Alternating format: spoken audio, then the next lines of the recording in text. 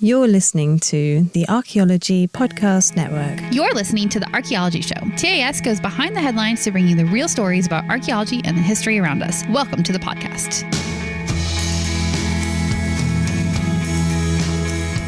Hello and welcome to the Archaeology Show, episode 297. On today's show, we share the live episode recorded for the 10-year anniversary of the APN back in December. Let's dig a little deeper into the APN. I don't know. Gladiator. Movies. Let's talk about movies. Sure.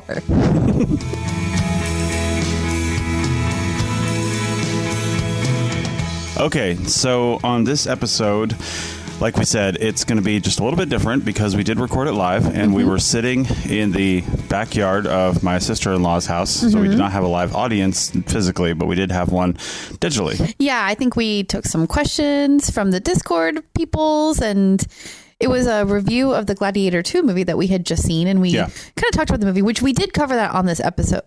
We did cover that on the show too back then, but this is just a more in-depth look at the characters, the people who they were based on, and you know, just a full-on review. And then we do some APN stuff at the end too. So it's kind of fun.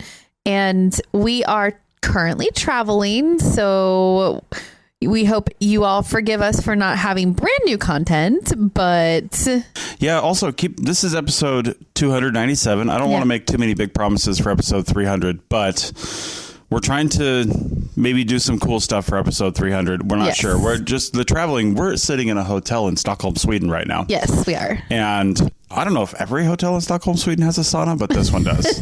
In our room. That's pretty sweet. So, yeah, we're going to be doing the sauna and doing a couple, not rerun episodes, but like bonus episodes for the next couple weeks while we're traveling. And then we'll hopefully have some cool content from the places that we're visiting after that. That's right. Yeah. Yeah. So that would be episode 297. 298 will be a bonus episode that we're going to put on our feed that you haven't heard unless you're a member of the APN, ArchPodNet.com/members. Yes. And then also we will have...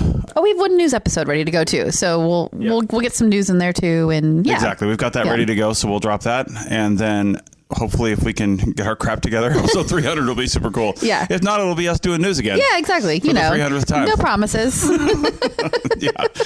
But we've got some cool stuff that we're definitely going to talk about because we're doing the Ice Hotel this week. If you've never heard of the Ice Hotel, go check it out. It's not historical at all. It's not at all. This is the 35th incarnation of it. It's like the opposite of historical because it like melts every year, so it doesn't stay. It's literally not historical, but they've been doing it for 35 years, which is also not historical because this is Ice Hotel 35. Yeah. And I guess if you want to look at like an igloo or something like that in, using traditional techniques or whatever. Yeah. This is that on steroids, right? So anyway, and then we're going to London. We're doing the British Museum. We're doing all kinds of stuff in Southern England. Stonehenge is certainly on the list. Stonehenge is on the list. If anybody from English Heritage is listening, please contact me. I've emailed you. Chris at ArchaeologyPodcastNetwork.com. We're not looking for any behind the scenes special treatment, but we would like to talk to somebody, maybe do an interview. I'd love to do an interview. Yeah. So, let us know. So anyway, with that, we will play our really good episode, I think. Yeah, it was recorded. Fun. It was really fun. I listened through the whole thing to get this ready, and it's fun. Yeah. This was, again, recorded on December 1st of 2024, and we did a full 8-hour day. I think it was 8 hours, might have been longer, of all the shows on the APN doing a live presentation for our 10-year anniversary of the Archaeology Podcast Network. Right. Here it is. Well, we've got a couple things planned. Please... This is interactive, so we're just going to kind of do our normal show for a little bit here. Sort of, actually. Not really, though. Well, kind of, because, for those that listen to us pretty consistently, you know that we do news stories, right? So we like to find, and by the way, I'm getting over a cold, so if I start coughing randomly, just ignore me. I'll be fine in a second. I have water. I'll be good. And if my voice sounds scratchy, that's why. But anyway, so we cover news stories. We like to look at archaeology in the news, how it's covered by journalists, and also how it's reported in papers, who's doing a good job, who's doing a bad job, that kind of stuff. So for anybody who doesn't listen to our show regularly, that's what we like to cover. And we were setting up our episode for this week, and one article that popped into our feed was all about Gladiator and what the movie got right, what it got wrong about gladiators in general. And we were like, oh, this is our wheelhouse, isn't it? So we decided to go see the second Gladiator movie last night. We did. Which was great. It was a little bit impromptu. Like all of a sudden yesterday we were like, why don't we just like talk about gladiators and Rome and their portrayal in the movies as our show today. So there you go. That's what we're going to talk about. We'll try to keep spoilers to a minimum, but I think that the movie and like the big plot lines of it are kind of well known to most people, hopefully. So yeah. All right. So first off, we were confused on this. If you haven't seen the first Gladiator with Russell Crowe, yes, I recommend going to see Man of Recaps on YouTube. We should link to him. He's the best. We should link to him. Yeah. Every time we want to see a recap on something, he does most of the good stuff out there, but he is just fantastic on his recaps. Yeah, totally. Very entertaining. But I mean, honestly, see the movie if you want to see it. But if you don't or you don't remember it, it's a really quick synopsis because you could probably see this one without seeing the other one. There's obviously one big plot element that you'd be missing out on. Yeah, well, so there are connections between the people and the characters in this movie to the first one. And there's even one character who carries over from the first one into the second movie. So it is helpful to know that, but I will be totally honest. I was like trying to think, and I don't think I had ever seen the first Gladiator. And I did not see it before we went to see 2 last night. But What's the recap, though? I did watch Man of Recaps, and he does such a good job of... Until he's like, what? I know. He's so good. Seriously. And I know the fact that I haven't seen the movie is ridiculous. Yeah. Look, it came out in 2000. I was in high school. I was doing different things with my life than going to see historical period movies. That's just the way it was back then. She says you call yourself an archaeologist. I know. It's terrible. I know. It is historical fiction. It is. Yeah. It is. Well, we'll get into it, though. Yeah. Because we actually have some information, because that article that we're linking to for this episode, and actually we're going to discuss this article in brief on our next episode as well. Yeah. On our full episode that's out on the Archaeology Show on Monday. Yeah, we normally cover articles in 12 to 15 minutes or whatever. Yeah. So we'll do that brief cover. But we really wanted to dig in a little bit more to our review of the movie and all that kind of stuff on this live show. For sure. So, all right. Well, let's talk about it. And because we also have another article I want to talk about a little bit later, and then we'll end. We'll end, and stick around. We'll end with a little bit of a APN 10-year anniversary celebration. Incidentally, he hasn't mentioned it anywhere. Not that I expected him to, but Tristan co-founded this with me. If you saw the thing that he did earlier for Modern Myth, he talks about starting this network and him starting his first podcast, but he's a whiskey fan, like I'm a whiskey fan, and he likes Lagavulin, which is a Scotch whiskey. And I sent him one of the Nick Offerman edition Lagavulin bottles, and I haven't even tried it. I really want to try the Nick Offerman one, God, the barrel-aged Nick Offerman one. It's a 16. I think it was a 16-year-old Lagavulin Nick Offerman one. Yeah, it was pretty good. So we've got our own little celebration we're going to do. Yeah. Unfortunately, we don't have Nick Offerman Lagavulin, but not my thing. So I'm kind of okay with it, but yeah, you do you. So anyway, let's talk about these gladiators and stuff. And because what does Hollywood get right? What are some myths that people think about gladiators, and what's the truth behind them? You start off while I switch my mic over. Okay, and you had found one article, I think, that came from National Geographic. Let me look at my note here. Yeah, it was actually pretty good. Yeah, and then I actually found a second one that was from Smithsonian. So I think we got our 2 favorite places that publish articles in this.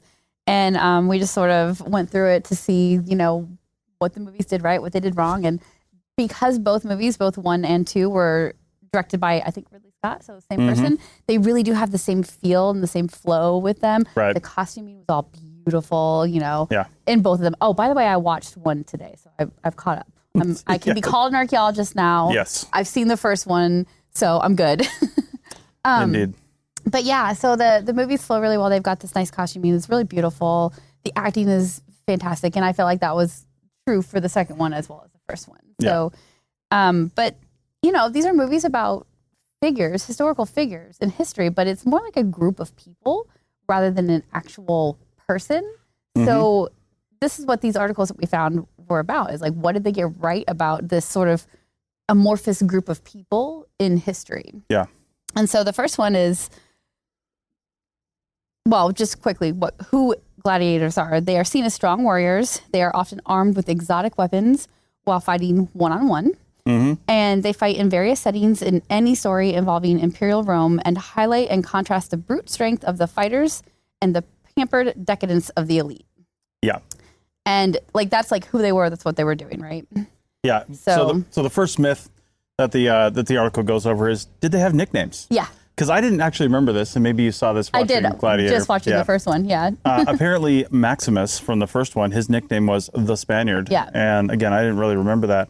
But it's true. You might think that nicknames and things like that and this sort of gladiatorial combat comes from, they even mentioned this in the article, like, WWF or WWE, whatever your flavor is these days. But it's not true. It goes all the way back to ancient Roman times. And it makes sense, right? Because it's a very theatrical thing. It's theatrical now, wrestling is, right? And it was theatrical back then, even on the, with the Colosseum as your stage. So, yeah. Tilly, what would your gladiatorial nickname be? I think I'm just going to go with Webby. I don't know. I'm the knitter. Watch out. The knitter? I fight with sharp objects. She will tie you into knots. Oh my God. Nerds. Okay. All right. Yeah. So they were known by these personas and they had fans, they had followings, they were famous. And it does present this like weird dichotomy between these people who we'll get into a little bit more like who they were and what their backgrounds were. But like, it's this dichotomy of these people who are kind of pressed into this service as gladiators in a lot of cases. And they were seen as not like, I don't know, they were looked down on by Roman society, but then they were also revered as these fighters. So it's really this like dichotomy and this bipolar like view of what they were and who they were. So it's interesting. And it also, history, just studying archaeology and following the Archaeology Podcast Network will teach you that nothing's ever new. We just rehash old things over and over and over again, because these guys even had like signature moves and equipment sometimes, which like Mortal Kombat, if you were a child of the 80s and early 90s, you played Mortal Kombat, you played Street Fighter, all those fighting type games, even like Mike Tyson's Punch-Out on freaking Super Nintendo. Oh my God. Was it Super Nintendo or I like don't regular remember. Nintendo? I didn't play any of Somebody those games. Knows. But it's those things they had, they all have like signature moves. Yeah. And that's not a new thing. Ancient Romans did it first. Yep. Totally. So. Yep. There was a real superstar back then. His name was Celadus the Thracian. I love that. I know. It's so great. Yeah. Apparently there's graffiti in Pompeii that celebrates his victories and his popularity with, and it specifically says the girls in parentheses. I was going to say the ladies, well, but what I was reading is that they were fangirls. This is like one of the first instances of like actual fangirls, like similar to what you think of today. And these women, young girls, were just obsessed with these gladiators. So apparently I guess it's not much different than it is now, right? Mike Tyson's Punch-Out was original NES. Oh, okay. Yeah, all right. I love Well, that predated me a little bit. Yeah. I didn't. Yeah. All right. Did they always fight to the death? Yeah, I love that one because they do make it seem like they're always fighting to the death in the movies. Yeah. Like even when one gives up, like there's a couple times in both the first movie and the second movie where a gladiator gives up in a battle, and then the Caesars, whoever they were at the time, gives the order to kill the one that they decide is supposed to have died, right? Well, that is kind of complete fiction made up by this movie because they needed the brutality and the made up by all emotional. Movies. Yeah, I know all movies, but they wanted that emotional like situation where somebody is dying, right? The reason that they didn't often die is because they were, even if they were criminals or prisoners of war or slaves or somebody who was forced to be a gladiator, and many were people that volunteered to do it that from the lower classes, but they were put into basically gladiator school. Yeah. And so much money, so much time, so much effort was going into making them these super fit, strong fighters that their owners, essentially sponsors, whatever you want to call them, was not about to let these guys die if they could help it. Yes, they did die sometimes. It did happen, but it would often end in a draw because, preserve yourself for your next battle, right? And again, a modern equivalent, the United States military.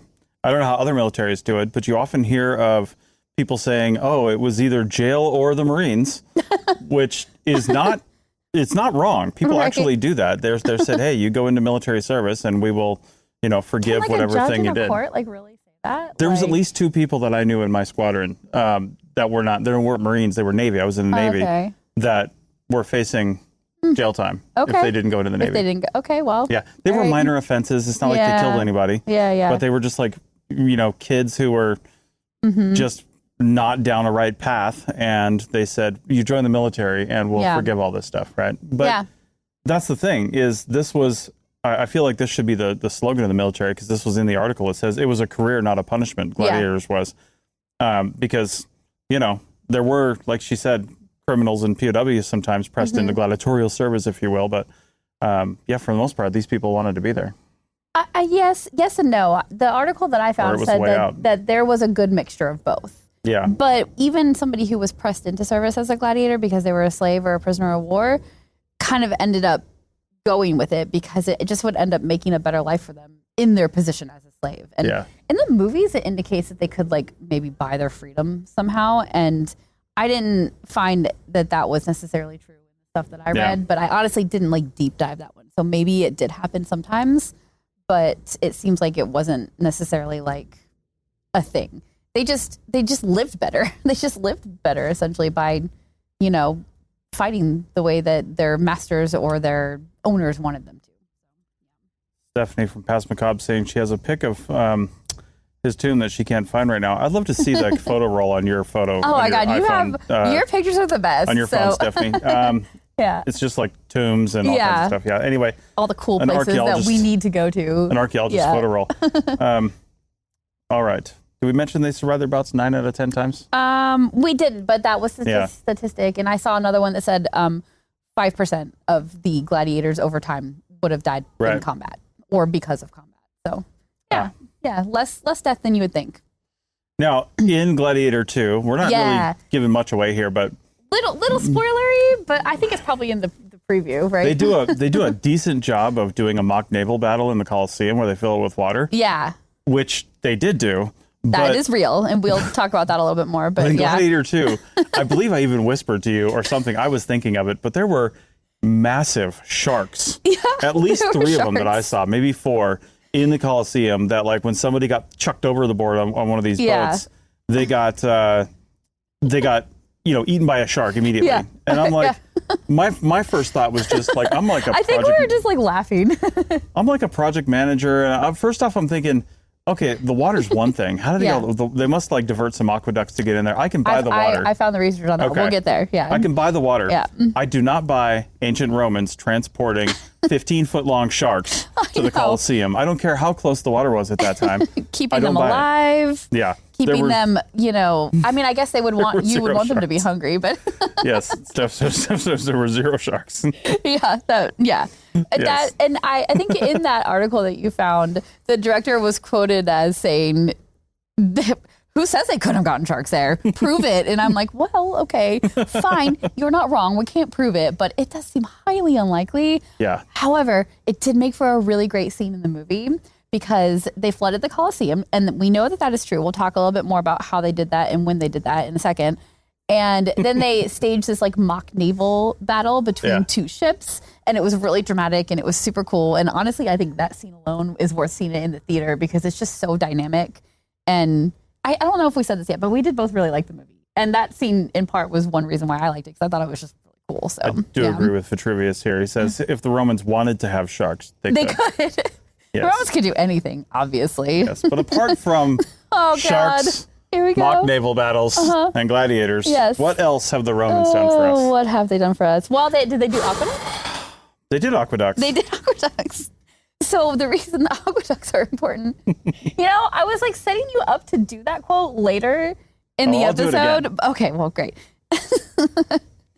So, okay, all right. There's no record of them bringing sharks, but that's fine. They did do these mock naval battles, though, and they did flood the Colosseum. And we know that they did that. They were doing stuff like this even before the Colosseum was built in other places. Yeah. Even as early as Julius Caesar's reign from, before the Colosseum. So, this was definitely happening.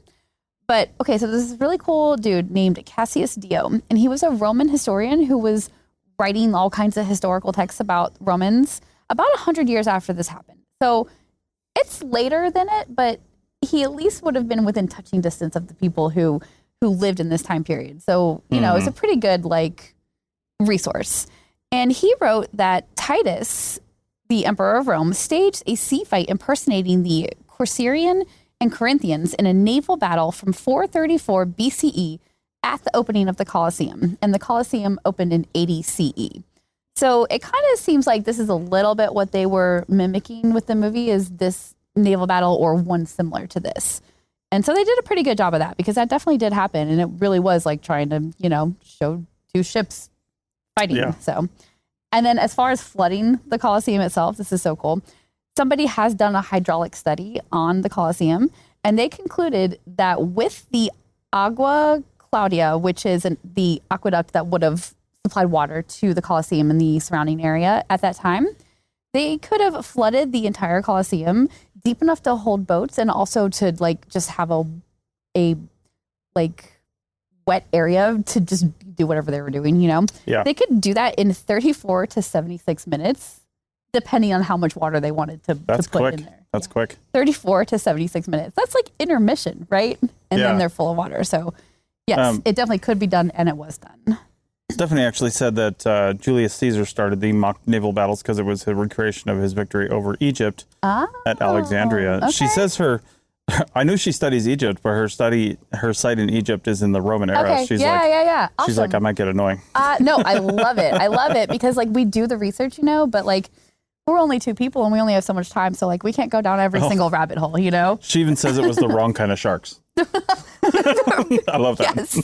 Perfect. I was kind of thinking that. I was like, weren't those like great white sharks? Yeah. And those are in the Pacific Ocean, right? Like not even accessible to the Mediterranean probably. So anyway. All right. Next thing. So another kind of myth was, another thing people were kind of wondering about, I guess, was the diversity of ancient Rome. Because, I mean, let's be honest, Denzel Washington in the second one, a black man, ends up becoming kind of a de facto ruler of ancient Rome. Plus, there's a whole bunch of other people. You've got this doctor character who is, what is probably he like? Arabic of some Probably sort. Arabic, yeah. And you've just got people from all over. So how true was that? Well, we've both been to Pompeii. We know how diverse the Roman Empire was, I guess. Just being in Pompeii and looking at some of that. But it was really diverse. Yeah. Diverse. And they kind of got that right in Gladiator 2. They did. And there was probably like biracial rulers and stuff, and like things that aren't necessarily like specifically written in the histories, because it was just sort of common to kind of have mixed heritage in Rome because of the way they were conquering the surrounding areas, Northern Africa, the Middle East, and bringing the peoples into the empire. And it just kind of like naturally created a bit more of a melting pot than you had in other places. Yeah. So, yeah.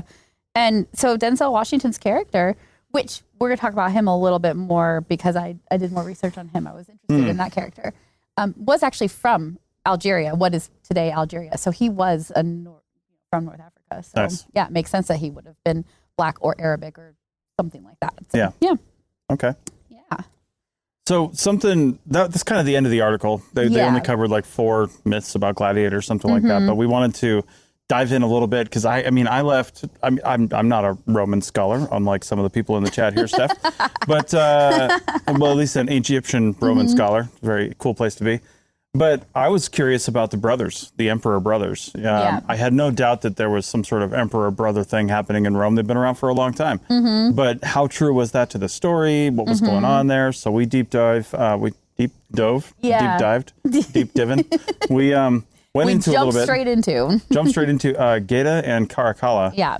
The 2 brothers that were the emperors during this. During Gladiator 2. During Gladiator 2. Yeah. Because they are portrayed as a little crazy, a little delulu. Yeah. Like they are special. And they even indicate at one point that one of the brothers has like, I think they're going for syphilis, right? Like they indicated that his disease that affects your loins is affecting your brain or whatever, like one of those kind of comments. So I'm like, that's syphilis, I think, is what they were trying to indicate. Right. So we're like, okay, are these guys real? Did these things really happen to them? Like, who were they? Yeah. And it was, the research I found, first off... Oh, their names. Yes, we haven't even said that yet. Well, Geta and Caracalla, we said that. Oh, did you say that? Okay. We usually edit this stuff out. Welcome to the live show. Hello. Anyway, interestingly, I didn't actually write down his full name because I didn't really care that much because he has like 18 names. But Caracalla is his nickname, basically. They didn't really say where that came from. But his first name, that's part of his full name, was Lucius. Yeah. Which was the name of the main character, basically, in Gladiator 2, who was the carryover from Gladiator 1. Yes. So I thought that was an interesting... It is interesting.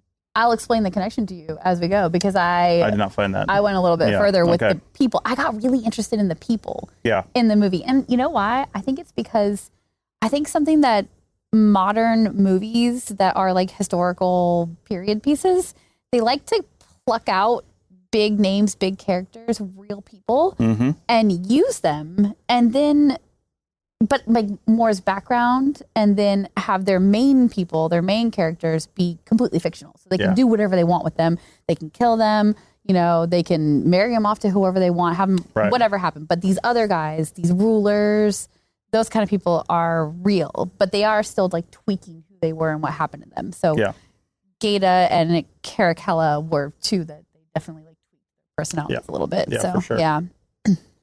Well, they did both. Well, the movie, first off, takes place between, their rule together was their 209, actual rule. 209 to 211 CE. Yeah. That's what they ruled together. Yes. And the movie does take place during about that time, so that part is accurate. Yeah. And Caracalla is interesting because he is the older brother, and he was actually emperor from 198 to 217. And then his brother Gaeta was named co-ruler in 209, so he kind of joined him in 209. Yeah. But Caracalla was not super interested in like sharing the rule with his brother. No. And I guess they just didn't get along very well in general. So they didn't. And that's what I thought was an interesting departure from the movie, because the movie depicted them as, I don't know, sort of supporting each other. Yeah, both crazy and both liking and hating the same things and both being crazy together. Yeah. And that doesn't seem to be the case. In fact, in one of the things I read, their servants weren't even allowed in different parts of the palace together. Yeah. Like they were just like, because they didn't trust each other. No, they didn't trust each other. Yeah. So eventually it was only about 3 years into old Gaeta's rule, but Caracalla basically had him killed by the Praetorian Guard. Yeah. And then Caracalla, his downfall happened in 217. And it wasn't a good death either. He was... Steph said they also killed all of his servants too. Oh, I'm sure they did. Makes sense. Of course, right? You Take have them all to. down. Yeah. Caracalla was stabbed to death while urinating on the side of the road. Oh, yeah. And supposedly by a legionary that was acting on the orders of Macrinus. And now, okay, great. He was murdered too. Sounds like these guys were terrible rulers, and they eventually got what was coming to them, probably. So, and that is sort of true of how they were depicted in the movie too, just in different ways. But Macrinus, you might, if you've seen the movie or you're going to see the movie, you might recognize that name because Macrinus is a character in the movie as well, and he is portrayed by the scheming gladiator trainer, as they described him, who was played by Denzel Washington that we talked about earlier. Yeah, and Denzel Washington, and this is a little bit of a spoiler alert, but his character Macrinus is. His like ultimate goal basically is to topple the entire Roman Empire, which is like, deal. You know, MBD. like a really big goal for like one human to have. But I guess he was treated poorly by Marcus Aurelius in the past. He might have been a slave. That part was a little unclear to me. But he was basically mad at all the Romans, so he wanted to take them down. He had an agenda. Yeah, he did. But he's got his real history of the real person is super fascinating. Mm-hmm. So he was born in modern-day Algeria, like I said earlier, and he was a member of what is called the equestrian social class, and that would have been directly below the senatorial class. So pretty high up there, right? And he rose to prominence as a lawyer and a bureaucrat before he eventually assumed control of the Praetorian Guard, who were, like you were saying, the personal protectors of the empire, of the emperor. And so he got pretty high up there. But he wasn't technically a member, a senator or a member of the senatorial class. But he did run this guard, this Praetorian Guard. And so he had the loyalty of the soldiers, of the men on his side. And he used those men to assassinate Caracalla. And by doing so, he got the throne for himself. essentially. Yeah. I mean, in the movie, he maintained rule for about 6-7 minutes, maybe. Yeah. It wasn't very long. It wasn't long, and it almost didn't seem like he was trying to be the ruler. He was trying to escape Rome. It seemed like where he got kind of caught between the two armies who were coming at each other at the end of the movie. He seemed like he may have been headed out, but yeah. So but he reigned for 14 months. I don't know if you said that or not. No, I haven't said that yet. Yeah, go ahead. Yeah, he was inclined to use diplomacy rather than force, so he was probably seen as better than the other guys. But. Yeah, and so like way different from the movie character who was scheming in the background, but you know the real guy kind of just wanted to like make peace with everybody. Sounds like. Yeah, but then he pulled a bad political move and cut new recruit wages and lost the army support. Yep. Yeah, so they basically executed and moved on to the next ruler. A lesson I think we could all take from politics. Really. Yeah, you need the army support on your side, especially in ancient Rome. If you don't have their support, you know, you're not going to get too far. And he lost their support. It seems like a pretty petty thing to lose their support over. So I'm guessing it wasn't like the best support to begin with, probably. But anyway, that's what happened to him. It seems like it would have been the good start of a reign if he had been able to go anywhere with it. It turns out Lucilla was a real person. Yes, she was a holdover from the G1. Yes, and doing research on her like made me love her more than any of the other characters. Even though, I mean, she's like a little bit annoying in the movie. She's a little whiny in the movie. Yeah, they could have made her a little more powerful. Yeah, they could have made her like a little bit more badass, but that's all right. We'll forgive them for that. But she was a real person, and she's pretty cool. So she was the actual daughter of Marcus Aurelius. Yeah. And the sister of Commodus. Commodus. Who are the characters from the first movie. If you'll remember, Commodus is the one who was played by Joaquin Phoenix, and he was, you know, the major bad guy in the first movie, essentially. Did you know Commodus wasn't the first person named Commodus there? He was the Commodus 64us. Oh, God. Why are you like this? Why do I have to live like this? Am I the only one that was hearing that? Did you say Commodus? Yes. You are alone, sir. This is my life. Yeah. Anyway, okay, so Lucilla. Okay, so here's where you were talking about the Lucius connection, right? Yeah. So Lucilla did have an actual son named Lucius Verus. And he died young, and he couldn't have been the secret child of a general turned gladiator because, well, obviously, Maximus, you know, is fictional from the first movie. And I don't remember if we kind of talked, we didn't want to like give away the whole plot of the movie, but it is sort of an important thing. Lucius, the boy from the first movie who was the son of Lucilla, is our gladiator in the second movie. He's been sent away in hiding after Commodus dies, and they're dealing with the aftermath of that. So if you saw the first one, you kind of assume that like in the first scene. Yeah, you know there's going to be a connection. And so Lucilla is the same character from the first movie as well, and she's in it. And anyway, she just is super interesting. She was a real person. She had this real son. He died young, and they just kind of took that name and turned him into a character that they could use for this movie. Yeah. It seems like.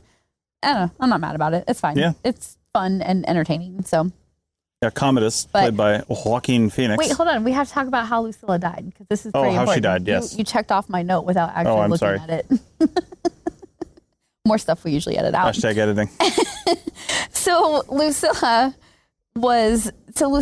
plotline and her life story is completely altered for these movies, because she could not have been, she was not alive during the reign of Geta and what's his name? Caracalla. Yeah, Caracalla.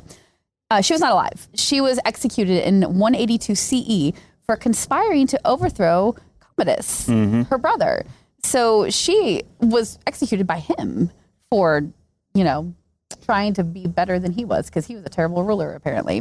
Yeah. Now we'll tell you why he was terrible. Which actually is a kind of a brilliant piece of writing in the movies, because that never happened, because Maximus, the fictional character, killed Commodus. Yeah, I know. It's like an alternate history of Rome or something like that. It's and she sort was of able what to. they're going for. Let's just say that they were going for that. She was able to live another decade and a half. Yeah.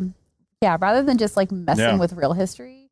I don't know. It's kind of frustrating sometimes, though, because these people have such interesting real stories, and there's so much there that they could have used to make the story. Yeah.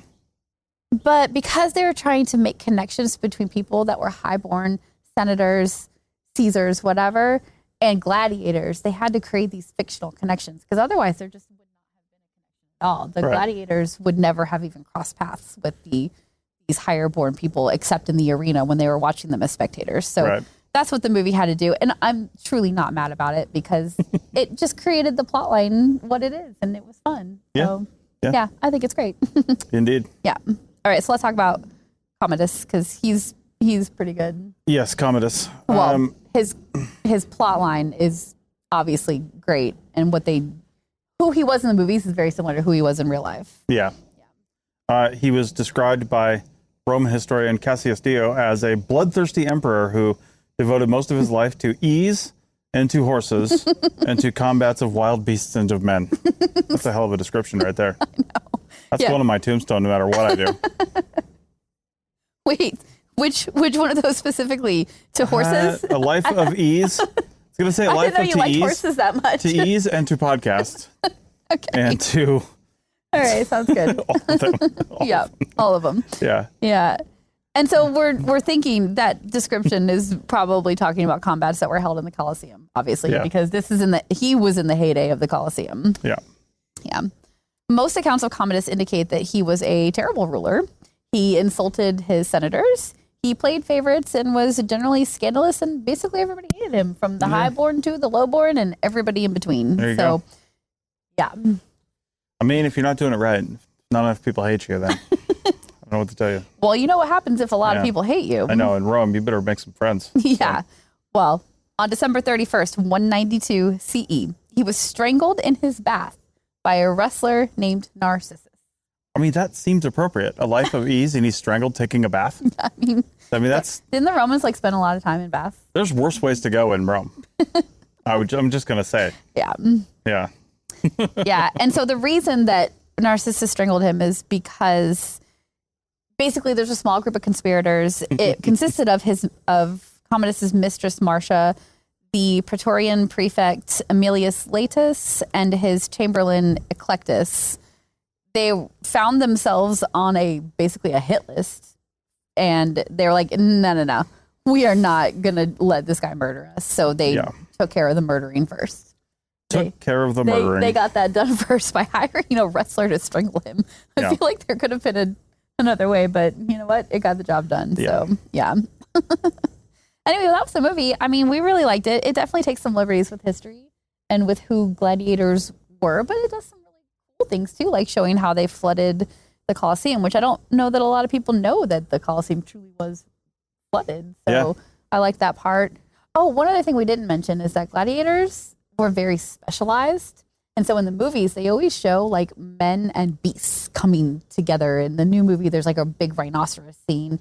In the old movie, I think there was like a lion or a tiger or something. And in reality, that almost never happened because the gladiators were so specialized. There's like a whole special class of like hunter gladiators who would actually hunt the animal in the arena and kill it. And then the meat would be given out to the spectators. So it was a hunting spectacle, not a fighting spectacle in that case. So, they sort of like lumped all the things that would happen in the Colosseum together in these movies, which, artistic license and all that, I guess we can kind of be okay with it. Yeah. But, yeah, I mean, I'm still fine with it. I thought it was a good movie, so. Okay. Enough on gladiators? Yeah, I guess so. All right. Oh, and like everybody is super hot. This is just for the girls, just for my ladies. Well, don't be gender biased. Oh yeah, obviously. Just for like whatever your preference is. Hot men. Sure. Lots of abs. Sure. Lots and lots of abs. A lot of hotness in the movie. All right, I'm gonna share my screen here because we're gonna talk about one other really quick article here because we need your help. Oh my God, this is so silly. We need your help. So it turns out we don't need help. It turns out in Scotland, there is in Aberdeenshire, which I know that Tilly knows about, and I know Tristan knows about. There's a visitor center. It's a prehistoric visitor center. I think it said Neolithic in here somewhere, but it was basically built, opened in 1997 by Time Team and Blackadder star Tony Robinson, dedicated to ancient history and culture of Northeast Scotland. Okay. And it is Archeolink. Yes, Tilly. And Conan's saying the most boring, right? So I know, I love in the title, right? That's just like sad. And the thing is here, they spent $4 million creating this thing. The town council or whatever, Scottish National Heritage and Aberdeenshire Council and this Grampian Enterprise thing put in more money, $2.5 million later on, just to revitalize the whole thing. And still nobody went. And I'm like, now it's 150,000 pounds. And I'm like, you can't get a house for that. We can do this, guys. Like, we'll just put up some tents. I'll get my RV there. Let's just get APN crowdfund that. That's what I'm talking about. We need somebody to set up a GoFundMe, because I feel like if we set it up ourselves, it's not really right. But oh my gosh. So we'll set up a GoFundMe. We'll buy this in the name of the APN, and then we'll just have campouts there. And we'll just have like APN live shows there. That'll be the new background of all APN events. Billy says they were terrible at marketing. Oh yeah. Yeah, experimental archaeology center stuff. That's an excellent idea. Yeah, totally. It sounds like a couple of you guys went there and it was cool. So what happened? Billy said she went there as a kid, but then it got shut down. Yeah. I got to tell you, I'm just looking at the pictures here, of course, and so cool. I notoriously, you'll hear me say this on a number of podcasts if you listen to pretty much any show I've ever done. I hate museums. And I only hate museums because they're done poorly. You just hate like the progression of artifacts. Almost without context half the time. Like one of the worst museums I've ever been in is actually that one in Naples, that Archaeology Museum, which is supposed to be, they've got so many cool things in it. Yeah. And they just did it so poorly. It's like, look at all of our fantastic stuff. It's just like statues and busts. And you just parade through these halls of statues and busts. And one of the best museums, it's not even a museum, it's a visitor center. One of the best visitor centers at our national parks in this country, if you've never been, are like museums in some cases. They do have artifacts, they have displays, they have, things that are from that park, really. And again, my kind of standard for all this is the one at Cahokia. Oh, yeah, that place was really cool. They just had this huge interior area that was like a full-size like diorama of life at Cahokia. They like built this village with people and all these things, and it was just like you could really see artifacts being used. You could see how people lived. Yeah, it was beyond just the thing and like how it was used and who used it and why and all that, and just gave more life to these things. Right, and that's what I'm getting out of this one, this Archaeolink one, right? It's just I'm seeing these things that you can actually go in and see and look at, and coolest tech gadgets of 2024. Wait a minute. Anyway, and it looks like they did some recreations there, and just they did all these kinds of cool things, and I'm just like, why didn't this get more play? Tilly, what's up? Why didn't you tell anybody about it?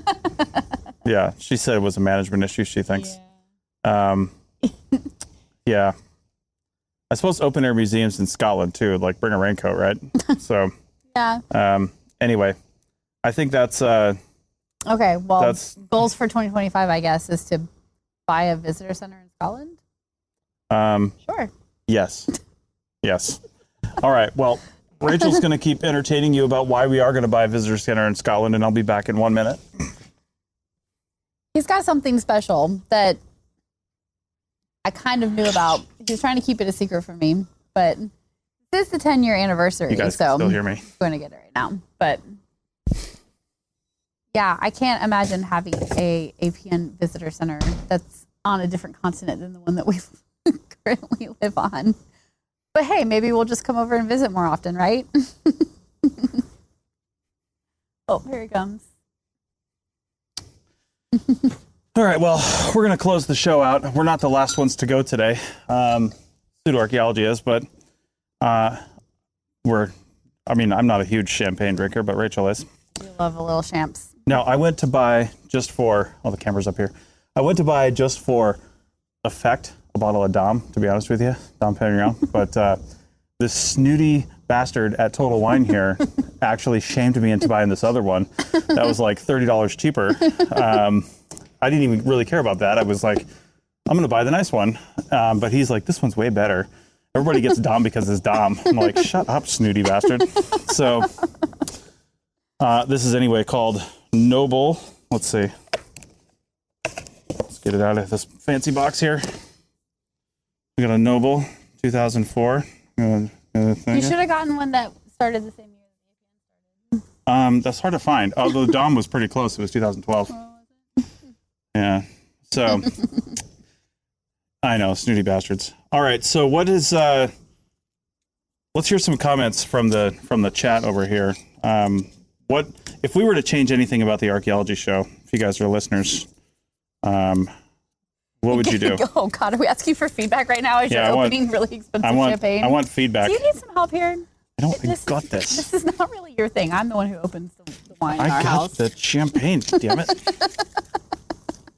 Incidentally, this is how our show goes. You just don't get most of it. Conan likes the variety of the content. Tilly says, pay for the hosts. Yeah. I see it. Yep. Thanks, Tilly. Yeah. Yep. I don't know why we can't afford pay. I don't know, Tilly, why we can't afford pay for the hosts. Oh, I'm not really sure where the money is going. He is so annoying. Listen, you want to know what? I'm not sure I like him like a lot of the time. You want to know what? I actually did something for the company that I work for. I keep looking down here. I did something for the company that I work for, and it's in Australia, and they're super cool people. So you got to work for a company like this because I did this last minute deal. It was a 3-hour training for one of their big clients, and it was late at night my time. It was like 8 to 11 p.m. or 7 to 10 p.m. or something like that. They told me about it that morning, and the person who was going to do it couldn't do it, and this client is like, we're going to walk if you don't do this. And so I did it.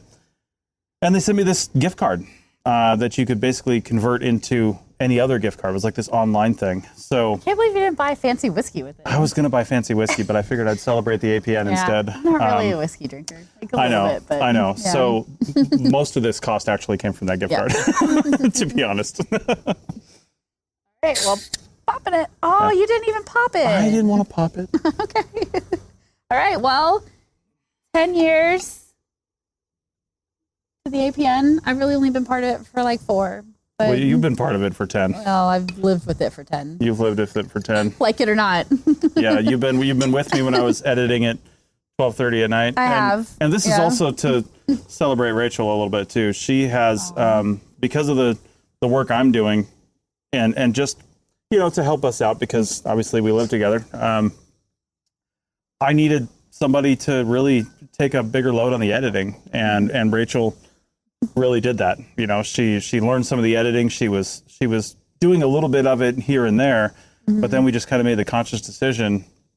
It's more cost effective for me to do this other work that actually pays me more, and for her to do the APN editing because here's the secret sauce here: nobody gets paid to do the APN editing.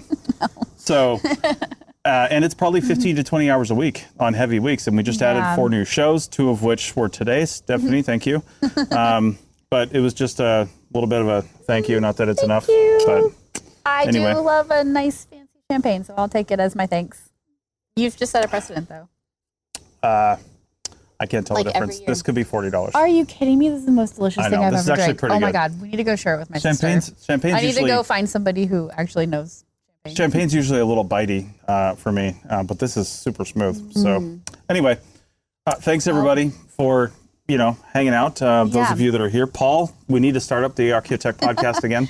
Don't use this moment to shame Paul. I'm going to shame Paul right now. He hasn't commented at all. I don't know what he's doing. Anyway, thanks. Not just thanks to me though. Thanks to everybody for creating the amazing content that you guys create. You put so much work into it, and I'm editing the episodes, so I hear almost every single thing that is going out on the APN, and it's just all so wonderful. It's amazing, and you guys are all so smart, and you're doing the coolest things, and I love being part of this community, even if I complain about editing at 10 o'clock at night sometimes. So and don't forget before she logs off and literally falls asleep because it's super late there and she has kids. This wouldn't have happened today if it weren't for Tilly. Yes, Tilly, you are amazing. Yeah, Tilly I don't put know all what this we would do together. without you. The APN was just like bumping along, doing its thing, but ever since you joined it, I was doing a little. You were putting so much content out. You were putting so much content out, but Tilly has helped the world know about this content. And so we really appreciate her so much for that. She really has. Yeah, she's really doing it. And now Ash, who's Tilly's co-host on Am I Trowel, is our executive producer now. And she's really, we've been struggling to figure out what that term even means. And she's just taken it and run with it. She's just done amazing. She's keeping our new shows on track. She's keeping some of our existing shows on track. And it's just good to have somebody else in your corner saying, hey, I understand, I'm here too, and I can help you out with scheduling and making sure you've got you've got content coming up. Just somebody kind of keeping an eye on it. Yeah. Yeah. Definitely. But yeah. All thanks right. to everybody. Yep, indeed. Cheers. All right. Well, cheers to that. And cheers to you guys. Thanks, everybody. Don't go anywhere. The pseudo archaeology podcast, apparently, without Frederick, maybe, if I heard correctly, is coming up at the top of the hour, which should be in just about 15 minutes. So we are going to sign off. Thanks, everybody, for your good questions. And we'll see you guys. Fun. We'll see you guys next time. Thanks a lot.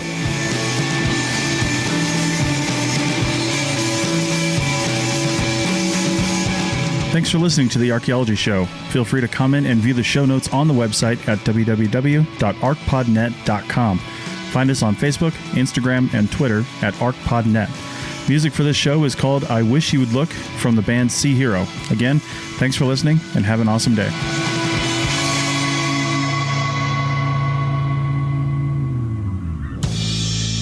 The Archaeology Podcast Network is 10 years old this year. Our executive producer is Ashley Airy, our social media coordinator is Matilda Siebrecht, and our chief editor is Rachel Roden.